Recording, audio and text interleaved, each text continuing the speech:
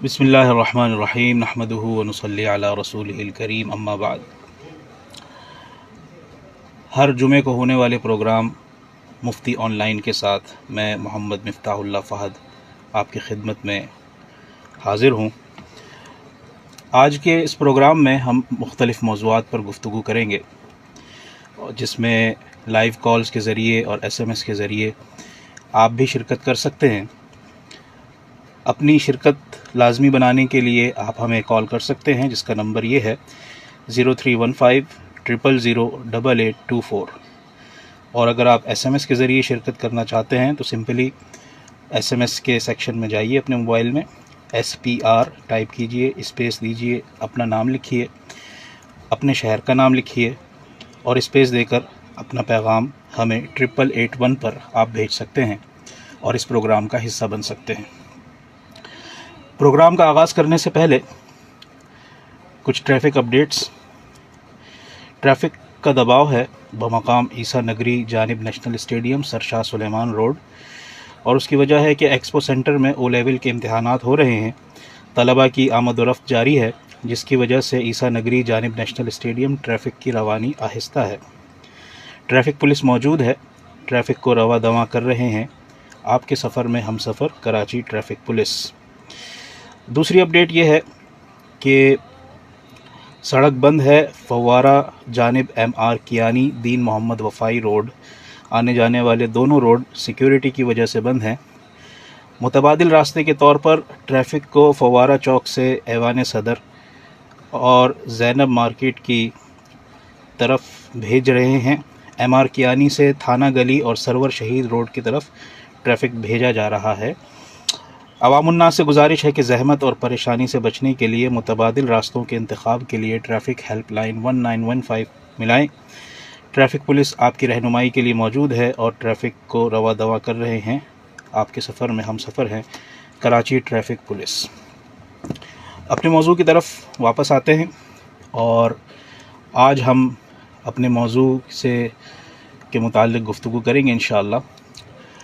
آج کا ہمارا جو بنیادی طور پر موضوع ہے وہ ہے ڈپریشن اور بے چینی، اور قرآن و سنت کی روشنی میں اس کا حل کیا ہے۔ ڈپریشن اور بے چینی سے متعلق گفتگو کرنے سے قبل، آج کل جو ہمارے ہاں ایک اس وقت ذی الحج کا مہینہ ہے، حج کا مہینہ ہے، اور ہمارے پیارے نبی صلی اللہ علیہ وسلم نے حج کو اسلام کے بنیادی ارکان میں شمار فرمایا ہے، اور قرآن کریم میں بھی ہمیں اس کا حکم ملتا ہے۔ حج ایک ایسا عظیم الشان اور باسعادت سفر ہے کہ جس کی ہر بندہ مومن کو ساری زندگی اس میں حج کرنے کی اس کو خواہش رہتی ہے کہ زندگی میں کم از کم ایک مرتبہ اس کو حج بیت اللہ نصیب ہو جائے۔ اور حج کی تاریخ یہ ہے کہ حضرت آدم علی نبینا علیہ الصلاۃ سے لے کر جناب محمد الرسول اللہ صلی اللہ علیہ وآلہ وسلم تک تمام انبیاء نے حج کیا ہے، اور باقاعدہ قرآن و حدیث میں اس کی جا بجا روایات ثبوت ملتے ہیں۔ تاریخ کی کتابوں میں انبیاء کے حج کے واقعات معروف ہیں۔ خانہ کعبہ، بیت اللہ، اللہ کا گھر، اس روئے زمین پر اللہ کی جلال اور اللہ کی شان اور اللہ کی عظمت کو ظاہر کرنے والا وہ مکان، جس کو اس روئے زمین کے سب سے پہلے انسان حضرت آدم علی نبینا علیہ الصلاۃ نے تعمیر فرمایا، اور طوفان نوح کے وقت اس گھر کا، اس مکان کا حضرت نوح علیہ السلام اور ان کی کشتی نے اس کا طواف کیا، اور طوفان نوح کے بعد اس کے آثار مٹ گئے، مگر نوح علیہ السلام کے بعد آنے والے انبیاء نے بھی حج کے سلسلے کو جاری رکھا، یہاں تک کہ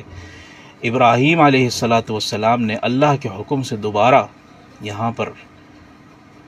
بیت اللہ کو تعمیر کیا، اپنے بیٹے، اپنے جگر گوشے اسماعیل علیہ السلام کے ساتھ مل کر۔ اور اس سے قبل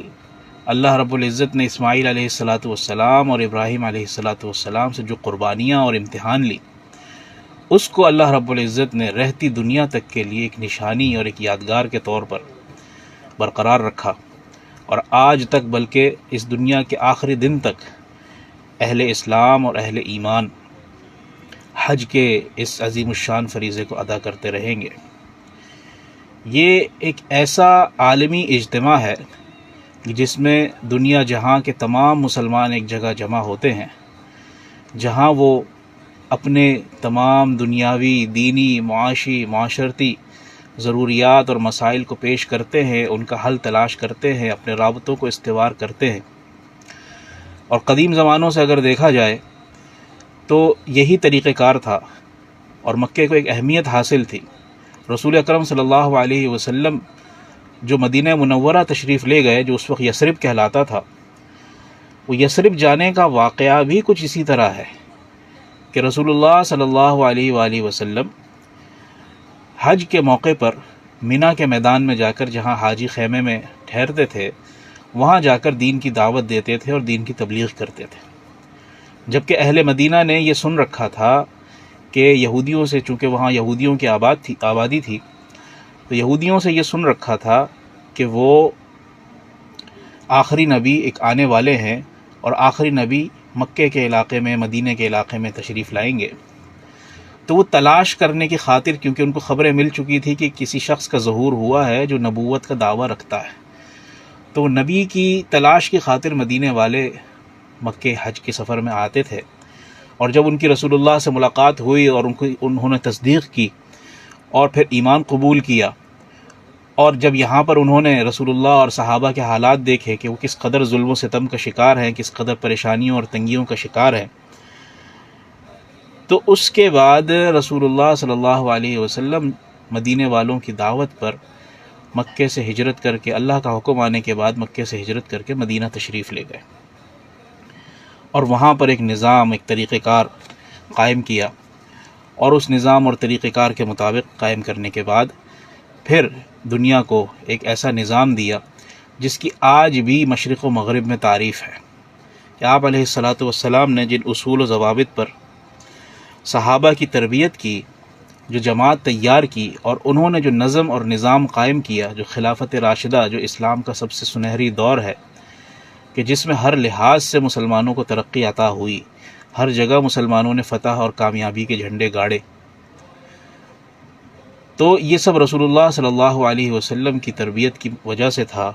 اور یہ ریاست قائم کرنے کا موقع ایک طرح سے یوں سمجھیے کہ حج کے اجتماع کے ذریعے نصیب ہوا۔ اب حج کے تو بے شمار فوائد ہیں، معیشت میں بھی اضافہ ہوتا ہے، اور سب سے بڑھ کر ایمانی طور پر، روحانی طور پر اپنے گناہوں کو مٹانے کا ذریعہ ہے، اپنے نامہ اعمال کو صاف کرنے کا ذریعہ ہے۔ اب دیکھیے نا کہ حدیث میں آتا ہے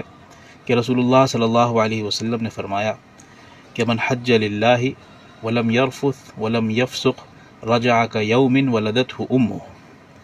کہ جو شخص اللہ تعالیٰ کے لیے حج کا ارادہ کرتا ہے، حج کا سفر کرتا ہے، اور اس سفر حج میں کسی سے نہ جھگڑتا ہے، نہ کسی سے اونچی آواز میں بات کرتا ہے، نہ کسی گناہ میں مبتلا ہوتا ہے، تو جب وہ حج کر کے واپس اپنے گھر لوٹتا ہے تو وہ اس حال میں لوٹتا ہے کہ گویا کہ وہ آج ہی اپنی ماں کے پیٹ سے پیدا ہوا ہے۔ کتنی بڑی فضیلت ہے۔ ہم دنیا میں جتنے بھی گناہ کر لیں یا جتنے بھی اعمال کر لیں، اور جب توبہ کے لیے اللہ کی طرف ہاتھ اٹھاتے ہیں تو کسی بھی توبہ کے لیے یا کسی بھی عمل کے لیے اس طرح کی بشارت اور سعادت، فضیلت نہیں آئی کہ جس میں یہ کہا گیا ہو کہ تمہارے نامہ اعمال دھل کر ایسے صاف ہو جائیں گے جیسے کہ تمہارے نامہ اعمال میں کبھی گناہ تھے ہی نہیں، جیسے کہ تم آج ہی پیدا ہوئے ہو۔ یعنی کہ ایک نومولود بچہ جب وہ پیدا ہوتا ہے تو دنیا میں ایک تو بہت ہی کمزور ہوتا ہے، اور اتنا پاکیزہ اور اتنا مقدس ہوتا ہے کہ اس کا نامہ اعمال ہی ابھی تک شروع نہیں ہوا ہوتا، چہ جائے کہ اس کے نامہ اعمال میں کوئی نیک عمل ہو یا بد عمل ہو۔ اور یہ حج کی یہ فضیلت کیسے نصیب ہوتی ہے؟ یہ حج کی فضیلت نصیب ہوتی ہے صبر سے اور مجاہدے سے۔ حج جو درس دیتا ہے، ایک تو اجتماعیت کا درس دیتا ہے کہ تمام مسلمان ایک قوم کی طرح ہیں، ایک جسم کی مانند ہیں، اور ایک دوسرے کے ساتھ خیر خواہی کا معاملہ کرنا ہے۔ دوسرا یہ ہے کہ کسی بھی موقع پر کسی بھی قسم کی اگر کوئی ذرا سی بھی تکلیف بھی پہنچے، یہاں تک کہ پیر میں کانٹا بھی چبھ جائے، تو اس پر شکوہ شکایت کرنے کے بجائے صبر سے کام لینا ہے اور صبر کرنا ہے، اور صبر کے بہت فائدے ہیں۔ لیکن ہمارے ہاں عموماً یہ دیکھا جاتا ہے کہ حجاج کرام بہت زیادہ بے صبری کا مظاہرہ کرتے ہیں، اور ذرا ذرا سی باتوں پر ایک دوسرے سے زبان درازی بھی کرتے ہیں، اور بعض مواقع پر ایک دوسرے کی حق تلفی بھی ہو جاتی ہے۔ تو حج کے موقع پر ایک تو حج کو سیکھ کر جانا چاہیے، کہ حضور اکرم صلی اللہ علیہ وسلم کی حدیث ہے کہ خذوا عنی مناسککم، کہ مجھ سے حج کے طریقہ سیکھ لو۔ تو اس کے بعد جب صحابہ سے اور رسول اکرم صلی اللہ علیہ وسلم سے جو احادیث میں، اور اس کے بعد فقہاء نے، علماء نے، محدثین نے جو حج کا طریقہ بتایا ہے وہ سیکھنا چاہیے، کہ حج ایسا چیز ہے، ایسا عمل ہے کہ جو سیکھ کر کیا جانا چاہیے۔ اگر بغیر سیکھے کریں گے تو آپ کو بہت زیادہ پریشانیاں آئیں گی، اور اس سیکھنے کا ایک عمل ہے صبر کرنا، برداشت کرنا۔ ہمارے یہاں سے حجاج چلے تو جاتے ہیں، لیکن انہیں نہ ارکان کی اتنی صحیح تمیز ہوتی ہے، نہ مناسک کا پتہ ہوتا ہے۔ بس وہ یہ سمجھتے ہیں کہ یہ ایک عمارت جس کے اوپر کالا کپڑا یا کالا غلاف چڑھا ہوا ہے، یہ کعبہ ہے، اور ایک مسجد نبوی جا کر جو سبز گنبد ہے، بس یہ ان کی تقدس کا محور ہوتا ہے۔ لیکن یہاں پر کیا اعمال سر انجام دینے چاہیے، یہاں پر کیا سلوک کرنا چاہیے، یہاں پر کن باتوں سے بچنا چاہیے، کن آداب کا خیال رکھنا چاہیے، مینا میں، عرفات میں، مزدلفہ میں، جمرات میں، طواف زیارت میں، سعی میں، قربانی میں کن کن باتوں کی رعایت اور خیال کرنا چاہیے، ہم ان سے نہ جانے کیوں محروم رہ جاتے ہیں، نہ جانے ہم کیوں اس پر عمل نہیں کرتے، نہ جانے کیوں ہم نہیں سیکھتے۔ خاص طور پر کھانے پینے کے وقت، مسجد الحرام آتے جاتے بس کے سفر میں، مینا عرفات کے خیموں میں جب آپ کے لیے ایک بستر الاٹ کیا ہوا ہے تو آپ اس میں ایک ایک حاجیوں کو دیکھا جاتا ہے۔ خاص طور پر یہ مسائل جو ہماری خواتین حجاج جاتی ہیں، اب اس میں کسی ملک کی یا کسی قوم کی تخصیص نہیں ہے، اس میں بہت سے لوگ شامل ہیں، تقریباً کم و بیش سبھی انسان ہیں، سبھی مسلمان ہیں۔ تو مسلمانوں کے یہاں ایک انسانی فطرت کے طور پر یہ چیز ہے، تو انہی چیزوں کی قربانی ہمیں دینی ہے، کہ جی وہ خیموں میں جاتے ہیں تو وہاں 3 4 بستروں پر ایک شخص کا قبضہ ہوتا ہے، تو باقی لوگ جو تاخیر سے پہنچتے ہیں یا دیر سے آتے ہیں ان کے لیے پھر مسئلے مسائل پیدا ہو جاتے ہیں۔ تو بہرحال تو ان چیزوں کی رعایت کرنی ہے، کھانے پینا ہو، چلنا پھرنا ہو، یہاں تک کہ وضو استنجا کی جو لائنیں ہیں، ظاہر ہے کہ انتظامات اس حساب سے کم ہوتے ہیں، تو ان چیزوں پر صبر، برداشت، تحمل، خود بھی صبر، برداشت، تحمل، اور دوسروں کا بھی ساتھ دینا، اور دوسروں کی بھی مدد کرنا، اور دوسروں کو بھی صبر، برداشت، تحمل کی توفیق اور تلقین کرنا۔ اگر اس طرح آپ نے حج کیا ہے تو آپ آنے کے بعد اس کی اتنے روحانی اثرات و برکات اور فوائد محسوس کریں گے کہ آپ کا دل یہ چاہے گا کہ میں ہر سال حج ادا کروں، اور اگر اس میں کسی قسم کی کوتاہی کمی رہ گئی تو آپ کا حج تو ہو جائے گا، لیکن ظاہر سی بات ہے کہ جو روحانیت، جو باتیں، جو چیزیں آپ حاصل کرنے گئے اس میں پھر کمی رہ جائے گی۔ تو یہ تو تھی حج کی بات۔ پھر حج کے ساتھ ساتھ چند دنوں کے بعد قربانی بھی ہے، عید کا موقع ہے، خوشی کا موقع ہے، اللہ تعالیٰ کی شکر گزاری کا موقع ہے۔ تو اسے بھی چاہیے کہ ہم اس کو اللہ تعالیٰ کے حضور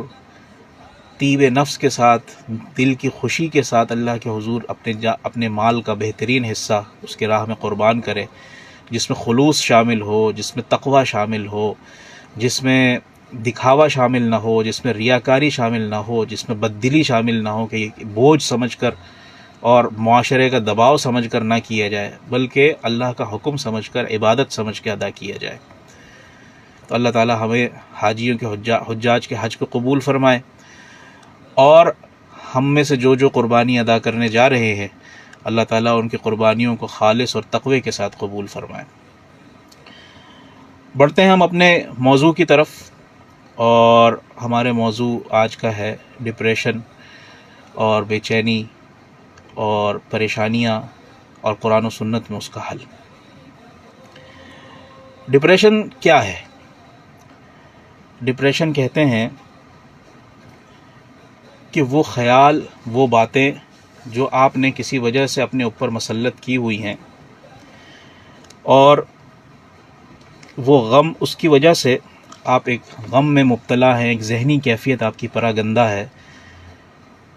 جس کی وجہ سے آپ ہمیشہ اداسی میں ہیں، پریشانی میں ہیں. اور یہ ایک ایسا معاشرتی اس وقت ایسا مرض ہے کہ لوگوں کو اندازہ نہیں ہے کہ میں کس مرض میں مبتلا ہوں یا میں کس پریشانی میں مبتلا ہوں. یہ ایک ایسی بیماری اور ایک ایسی کیفیت ہے کہ جس کی وجہ سے آدمی کی نفسیات متاثر ہوتی ہے، آدمی کا دماغ متاثر ہوتا ہے، یہاں تک کہ آدمی کے دماغ کے ساتھ ساتھ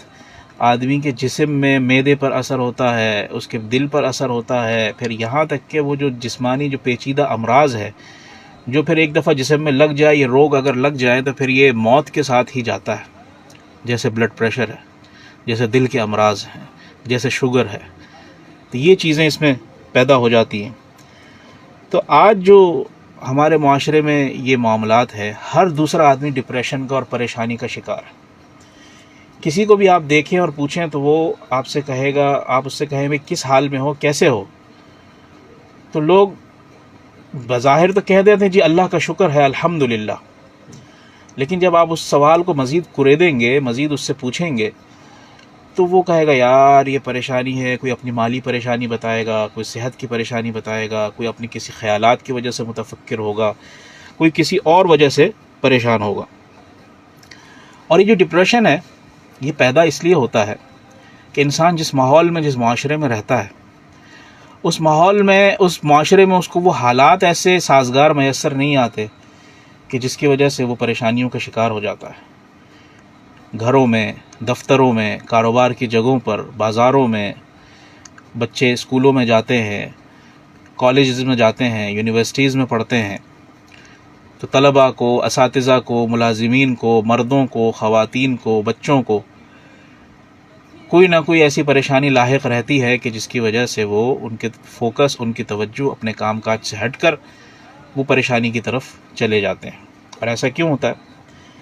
گھر میں بچے ہیں، بچے نازک ہوتے ہیں، بچے کمزور ہوتے ہیں، ان کا ذہن، ان کا دماغ ایک سلیٹ کی طرح ہے. آج اگر ان پر ہم کچھ الفاظ لکھ دیں تو قیامت تک، ان کی موت تک بلکہ ان کے ذہنوں پر نقش ہو جاتا ہے. چنانچہ اب جس گھر میں ہمیشہ اختلافات کا اور لڑائی جھگڑے کا ماحول رہے، بچے کے ماں باپ ہمیشہ ایک دوسرے سے اختلاف کرتے رہیں اور رنجش میں مبتلا رہیں، ایک دوسرے کو تانے دیتے رہیں، کوستے رہیں، یہاں تک کہ بعض جگہوں پر جہاں پر باتیں حد سے بڑھ جاتی ہیں اور اعتدال میں نہیں رہتے تو ہاتھ اٹھانے سے اور مار پیٹ سے بھی دریغ نہیں کرتے. تو یہ بچوں کے ذہنوں پر ایک نفسیاتی دباؤ اور نفسیاتی پریشانی پیدا کرتی ہیں، جس سے بچہ ایک خوف میں، ایک دباؤ میں، ایک ڈپریشن میں، ایک ذہنی کشمکش میں مبتلا ہو جاتا ہے. اور رفتہ رفتہ وہ ایک وقت اگر یہ سلسلہ چلتا رہے تو رفتہ رفتہ وہ بچہ باغی ہو جاتا ہے، وہ بچہ اپنے ماں باپ سے دور ہو جاتا ہے، اس کو گھر سے نفرت ہو جاتی ہے، وہ گھر کی طرف، گھر کے نام سے اس کو وحشت ہونے لگتی ہے کہ گھر اگر ایسا ہے تو پھر مجھے نہیں جانا اس گھر میں. پھر بچے جو اسکول جاتے ہیں، اسکول میں اگر اس کے کچھ کلاس فیلوز ایسے ہوں، کچھ سینئرز یا کوئی بھی بچے ایسے ہوں جو بچے کو چھیڑتے ہوں، تنگ کرتے ہوں، اور بچہ باوجود شکایت کرنے کے، اپنی پریشانی بتانے کے، والدین یا اساتذہ اس مسئلے کو حل نہیں کرتے، تو پھر وہ بچے کی ذہنی کیفیت میں خلل پڑتا ہے، پریشانی آتی ہے. اسی طرح ہمارے ہاں معاشرے میں، دفتروں میں، کاروباروں میں ملازمت جو لوگ کرتے ہیں، کام کرتے ہیں، جس میں مرد بھی شامل ہیں، خواتین بھی شامل ہیں، پرائیویٹ اداروں میں ملازمین پر بے جا دباؤ، ورک لوڈ بڑھا دینا، نہ ان کے آرام کا خیال ہے، ان پہ اوور ٹائم، چھٹی کے دنوں میں کام، پرائیویسی ختم ہو جانا یا کام زیادہ لینا اور اس کے حساب سے تنخواہیں، وظائف اور مالی مفاد میں کمی کر دینا، کٹوتی کر دینا، جس کی وجہ سے آدمی ڈپریشن میں مبتلا ہو جاتا ہے، نفسیاتی امراض میں مبتلا ہو جاتا ہے. پھر کام کی جگہوں کے اوپر خواتین ملازمت، جو ہمارے گھروں سے خواتین، ہماری مائیں، بہنیں، بیٹیاں گھروں سے نکل کر کام کر رہی ہیں. آپ یوں سمجھ لیجئے کہ ہمارے یہاں خواتین اس معاشرے میں اس وقت کچھ شوق سے کام نہیں کر رہا ہے، بلکہ حالات ایسے ہو گئے ہیں کہ ان کو مجبوراً گھر سے نکل کر کام کرنا پڑ رہا ہے. اگر وہ گھر سے نہ نکلیں، اپنی تعلیم کا، اپنے ٹیلنٹ کا، اپنے اسکل کا، اپنے ہنر کا صحیح استعمال نہ کریں، تو وہ اس معاشرے میں، اس دنیا میں سروائیو نہیں کر سکتی، تو اپنے سروائیول کے لیے، اپنے بچاؤ کے لیے وہ گھروں سے نکلتی ہیں، اور جب ورک پلیس میں پہنچتی ہیں تو اس انوائرمنٹ میں ان کو پریشانی کا شکار کیا جاتا ہے، ان کو پریشان کیا جاتا ہے، ان کو ہراس کیا جاتا ہے، ان کو تنگ کیا جاتا ہے، ان کی ترقی کے راستے میں رکاوٹیں ڈالی جاتی ہیں، ان کے کام میں مین میخ نکالی جاتی ہے، ان کو تنگ پریشان کیا جاتا ہے، یہاں تک کہ وہ بیچاری یا تو ذہنی دباؤ کا شکار ہو جاتی ہیں، کام میں اس کی پرفارمنس میں، کارکردگی میں فرق آ جاتا ہے، یا وہ مجبور ہو کر اس ادارے کو خیر بات کہہ دیتی ہیں۔ اور اگر کوئی اس میں کبھی کوئی شکایت کرنے کی، آواز اٹھانے کی کوشش کرتا ہے، کوئی خاتون اس طرح بات کرتی ہے، تو بہت سے ادارے ایسے بھی ہیں کہ جہاں پہ اگر خاتون کو اس طرح کی تکلیف ہے اور وہ آواز اٹھاتی ہے تو اس پر کارروائی بھی ہوتی ہے، اس بیچاری کو انصاف بھی فراہم کیا جاتا ہے۔ اور جن جگہوں پر آواز اٹھانے کے باوجود کوئی کارروائی نہیں کی گئی تو اس سے کیا ہوتا ہے کہ وہ پھر مایوس ہو جاتی ہیں اور ڈپریشن کا شکار ہو جاتی ہے، نفسیاتی دباؤ کا شکار ہو جاتی ہیں۔ اچھا، ڈپریشن ایک اس طرح بھی پیدا ہوتا ہے کہ ڈپریشن آپ دوسروں سے متاثر ہوتے ہیں، ذہنی طور پر آپ متاثر ہونا شروع ہو جاتے ہیں کہ فلانے کو تو یہ چیز ملی ہے اور میرے پاس یہ نہیں ہے۔ اس کو دین کی اصطلاح میں حسد کہا جاتا ہے کہ آپ دوسروں کو دیکھ کر، دوسرے کی کامیابی، دوسرے کا مال و دولت، دوسرے کا اسٹیٹس، دوسرے کا اٹھک بیٹھک، دوسرے کے لباس، رہن سہن دیکھ کر آپ متاثر ہو رہا ہے، اور متاثر ہو کر اپنے آپ کو پریشان کر رہے ہیں کہ یہ چیز میرے پاس کیوں نہیں ہے، یہ مال میرے پاس کیوں نہیں ہے، یہ گاڑی میرے پاس کیوں نہیں ہے، یہ موبائل میرے پاس کیوں نہیں ہے، اس کی طرح کے دوست میرے پاس کیوں نہیں ہے، اس کی طرح کا بنگلہ میرے پاس کیوں نہیں ہے۔ اگر آپ کے پاس اللہ تعالیٰ نے مالی فراوانی اور نعمتیں عطا کی ہیں تو بالکل آپ بھی لیجئے، آپ خریدیے، آپ اپنی اسی کی طرح جس کو دیکھ کر کے آپ وہ رشک کر رہے ہیں یا حسد کر رہے ہیں، تو آپ بھی اس کی طرح کی طرز زندگی اختیار کیجئے۔ لیکن اگر آپ کے پاس نہیں ہے، گنجائش نہیں ہے، آپ نہیں اس کو افورڈ کر سکتے، تو آپ کو اس حوالے سے متفکر ہونا، اپنے آپ کو خیالات کا شکار کرنا، یہ درست نہیں ہے۔ اب ڈپریشن کے حوالے سے جیسے میں نے عرض کیا ابتدا میں کہ یہ نفسیاتی ایک عارضہ ہے، نفسیاتی بیماری ہے جو نفسیات کی طرف لے جاتا ہے، اور اسلامی ممالک میں، پاکستان میں، بنگلہ دیش میں اور عرب ممالک میں جہاں مسلمانوں کی اکثریت ہے، وہاں پر تو اس قسم کا کوئی ڈیٹا ویسے دستیاب نہیں ہے کہ اس ملک کے کتنے لوگ ڈپریشن کا یا نفسیاتی مسائل کا شکار ہیں۔ لیکن امریکہ کی ایک اسٹڈی موجود ہے کہ جس کے مطابق تقریباً ڈاکٹروں کے پاس جو مریض آتے ہیں کہ اپنے مختلف پریشانیاں لے کر، اس کی بنیاد نفسیاتی مرض ہوتا ہے۔ نفسیاتی طور پر ڈپریشن کی وجہ سے وہ ذہنی کیفیت ایسی ہو گئی کہ وہ اب اس کیفیت میں پہنچ گئے، اور اس قسم کے مریضوں کی تعداد امریکن اسٹڈی کے مطابق تقریباً 85% ہے، 85%۔ اب اس کی وجہ سے، ڈپریشن کی وجہ سے کیا ہوتا ہے؟ ڈپریشن کی وجہ سے نیند میں گڑبڑ، نیند میں کمی ہو جاتی ہے، سوتے ہیں تو خواب میں نظر آتا ہے کہ یار میں تو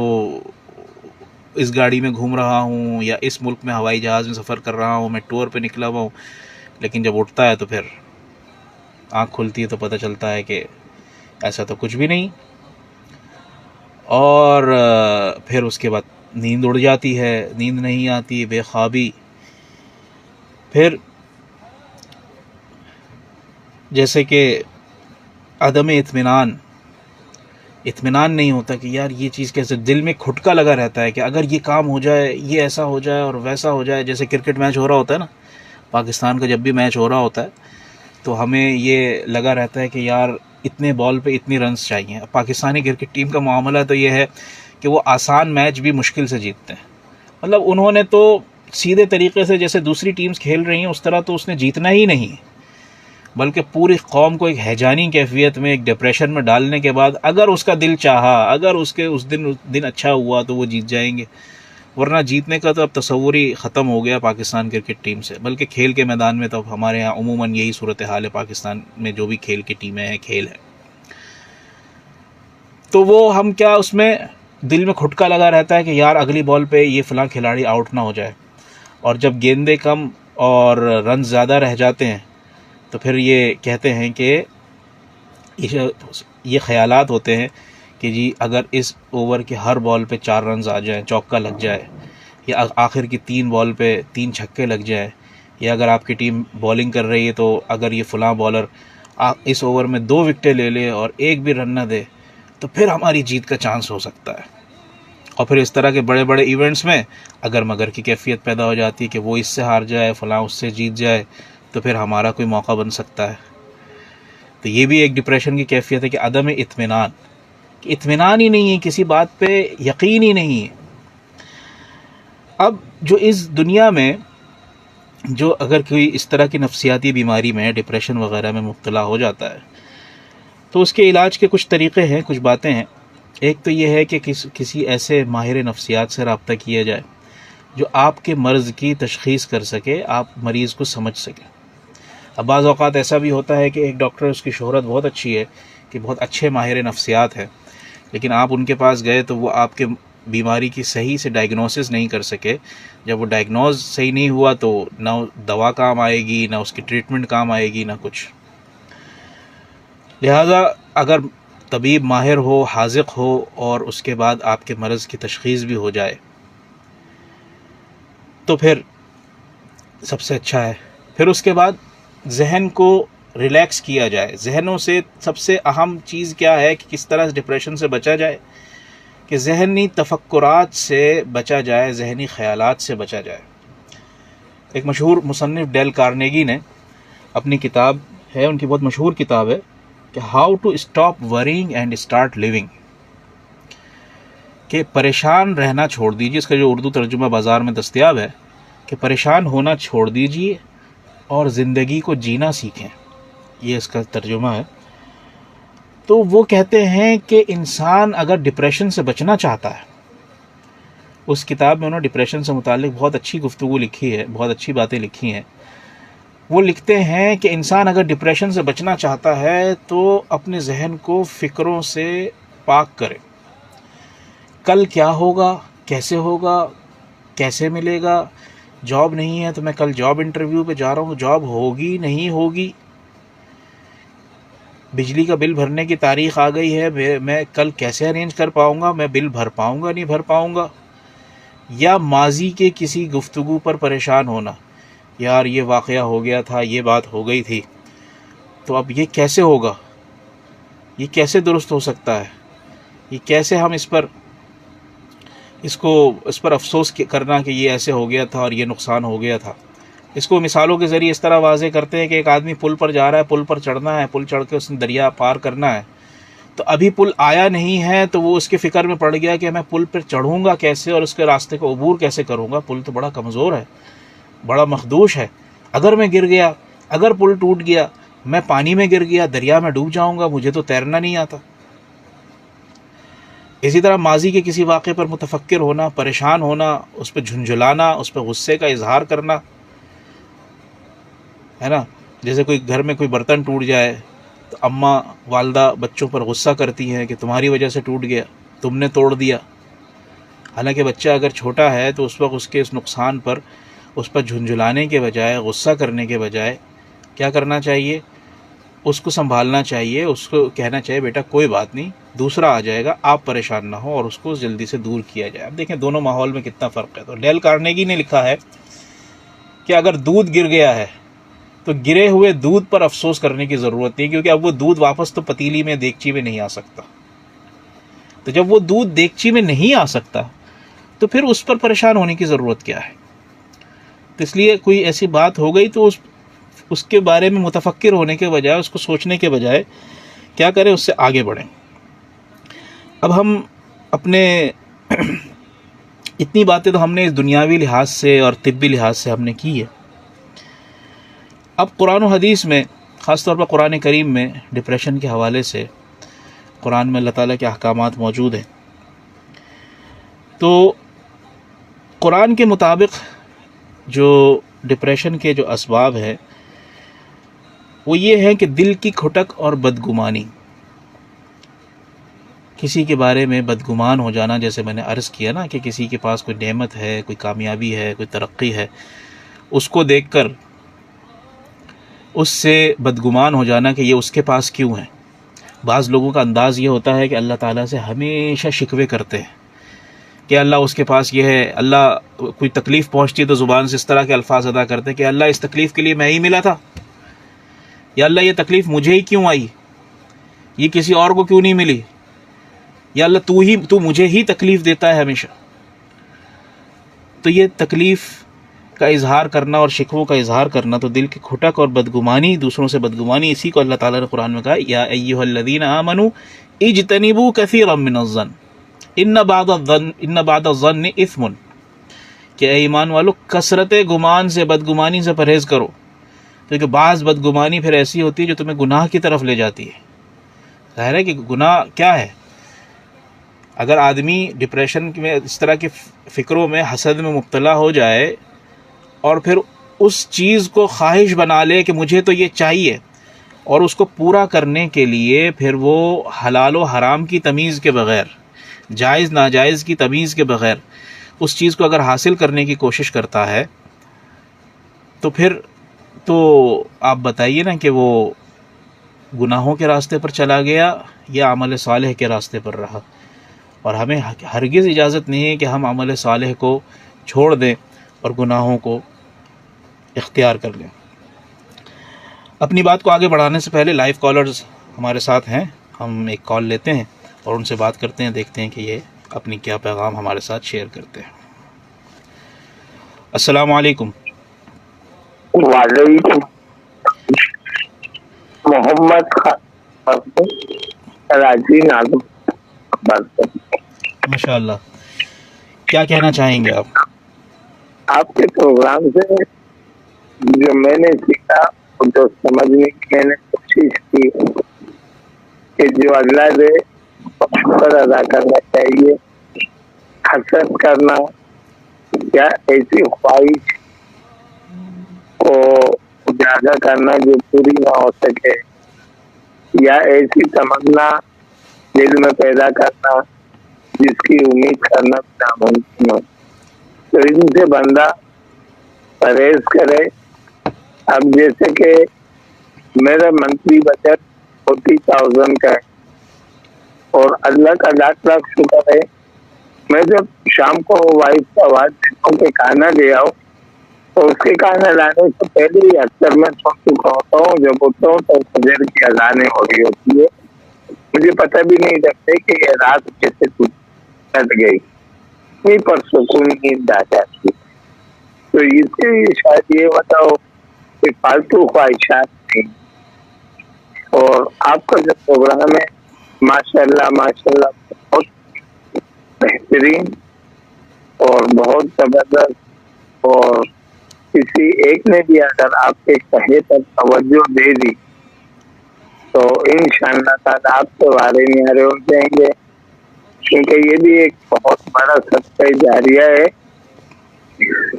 اور بہت امپورٹنٹ گفتگو آپ کی۔ جزاکم اللہ، آپ نے ہماری حوصلہ افزائی بھی کی، اور آج کے پیغام سے جو آپ نے، اس پروگرام سے جو آپ نے پیغام حاصل کیا ہے، وہ پیغام بھی آپ نے ماشاءاللہ اس کو اخذ کیا ہے۔ اللہ تعالیٰ آپ کو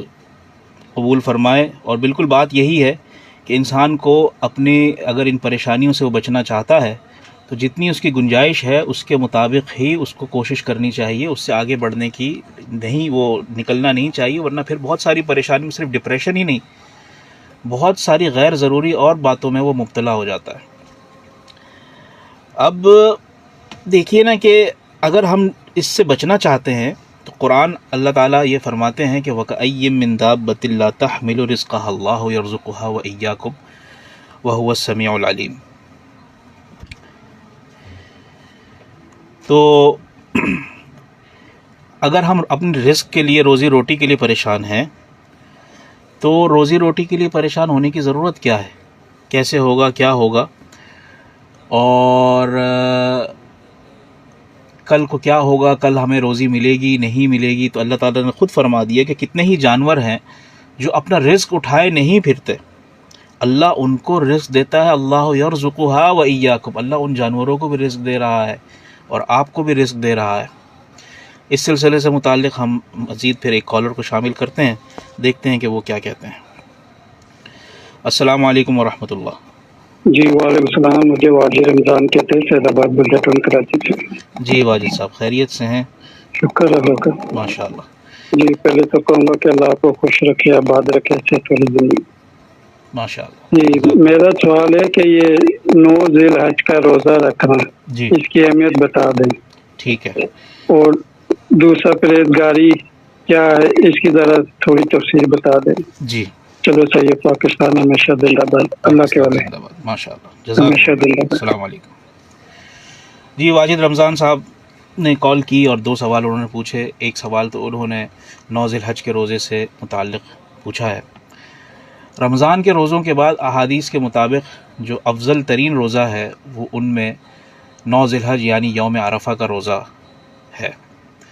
اور اس کی فضیلت یہ ہے کہ حدیث میں آتا ہے، سنن ابن ماجہ کی حدیث میں آتا ہے کہ حضور اکرم صلی اللہ علیہ وسلم نے فرمایا کہ جو شخص عرفہ کا روزہ رکھتا ہے،